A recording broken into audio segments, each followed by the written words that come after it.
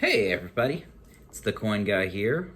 I know I haven't been too active lately. Life has been a bit busy, but today I'm going to do something a little bit different. I'm actually not going to directly talk about coins.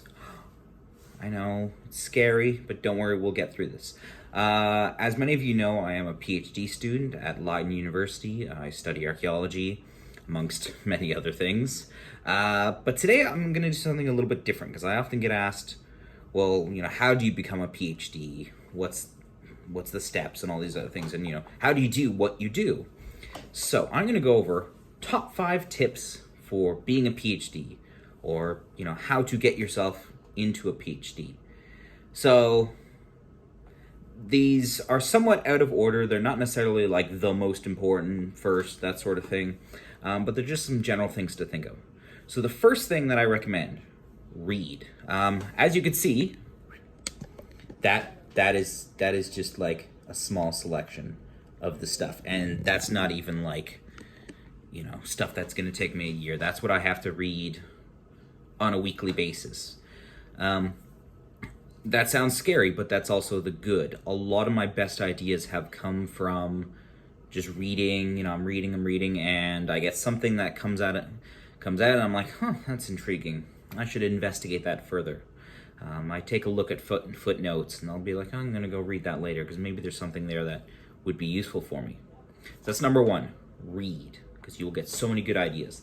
Number 2, languages. I am fluent in English. I have a working knowledge of French, Arabic, Russian, and Chinese, and I have a smattering of knowledge in another couple languages like Uyghur, and I can read some Greek and Mongolian and a couple other languages. But if you are in your undergrad or in a master's degree, or you want to push yourself on languages. So if you have only one language, you've got to get a second, if not a third. If you've got 2, go for that third or fourth language. I rarely have to deal with Chinese, Korean, Mongolian, Russian. What else do I have here? I think that's all I have. Greek. I've got some stuff in Greek as well. The more languages you can use, the better. And you don't necessarily have to be fluent in a month. Don't try this, learn Turkish in 30 days. That stuff doesn't work. Just give yourself time, spend 10 minutes a day on Duolingo. Give yourself something that you can work on. Because even if you want to apply for a PhD or some other program and maybe you've only got B1 Greek, so low intermediate Greek, that's potentially more than the other applicants. So that will actually help you quite a bit. The third thing is work the system. Now, what do I mean by work the system? So there's all sorts of academics all around the world who all have their own kind of specialties and things they work on. And sometimes you have to learn how to work into that system. So for example, my supervisor specializes in ceramics. I am not a ceramicist by trade, but I've had to learn because I know that that's going to allow me to access more things.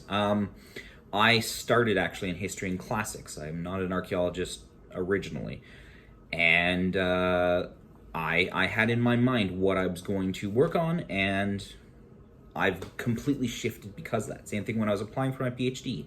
I wanted to work on Sasanian coinage.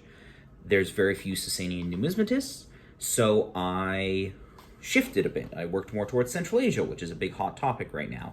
I looked at some ideas involving Africa and places like Zanzibar, which has a lot more interest.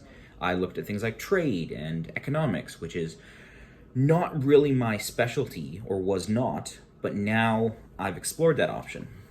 You will also sometimes see things like, full PhD position for someone looking at trade networks of Pharaonic Egypt. Maybe it's not your specialty, but you're like, well, that's kind of sort of related to this, and then I'll connect with this. So, work the system, see where the interest is. How can you shift your interest basically to a place where there might be funding or where you might have more interest, especially from supervisors. With that, we come to number 4, and this may sound like a weird one, but compromise. Okay, in your head, you want to do a PhD and you have in your mind that I'm going to do a PhD about this topic. That topic might not work, especially in the current political climate or economic climate or at your university. So, what do you do to change that? As I said before, I'm not a ceramicist, but I do stuff related to ceramics now because I recognize that I can't make a career just on Sasanian numismatics. I've had to expand and evolve.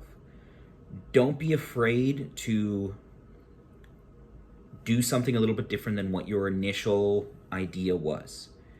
Because at the end of the day, and I'm saying academic heresy here, a degree is a piece of paper. It is a check in the box that says you are qualified to a certain point. I knew people who studied Bronze Age and now they work in modern maritime trade. I knew people who started in classics and now they do Chinese archaeology. Like, just because you want to do something, it doesn't necessarily make it right. And just because you compromise, it doesn't mean you're changing yourself. It just means you are modifying a little bit so that you can get into the field. Because don't forget, once you have the piece of paper, you can read whatever you want. You can publish whatever you want. I'm working on journals that actually flow into several areas right now because now I can kind of shift and move because I'm in a position where I can. So don't be afraid to compromise. Fifth piece of advice, and this is the most important, passion. I love what I do. I love archaeology. I love learning. I love reading. I love having access to artifacts. I love every bit of it, including the crappy parts sometimes. You can't do this without passion. I say this to every single person going to write an MA thesis especially. If you're not interested in the topic, you will fail. 9 times out of 10, you will fail. Because you have to be able to be willing to put your heart and soul into it. You have to be able to go, you know what? I'm going to have to spend 10 hours reading this to try and understand it. Use your passion. You have to be willing to put that extra effort in. The rewards are amazing. It might not seem like it sometimes. I've had days where I'm walking in the middle of the desert and it's 45 degrees and I'm like, why am I doing this to myself? But then you look at the end results and you're like, oh, that was worth it. When you're having that nice cold Coke afterwards, you're like, that was worth it. That was totally worth it. So yeah, there you have it. So 5 things to keep in mind if you want to do a PhD or you want to go further in academia. Read, get access to those books. Languages, try and pick up another language. There's literally no downside to it. 3, work the system, right? See where you can fit into the system that's already there. 4, be willing to compromise. There's nothing wrong with switching things up in order to further yourself or to better yourself. And 5, passion.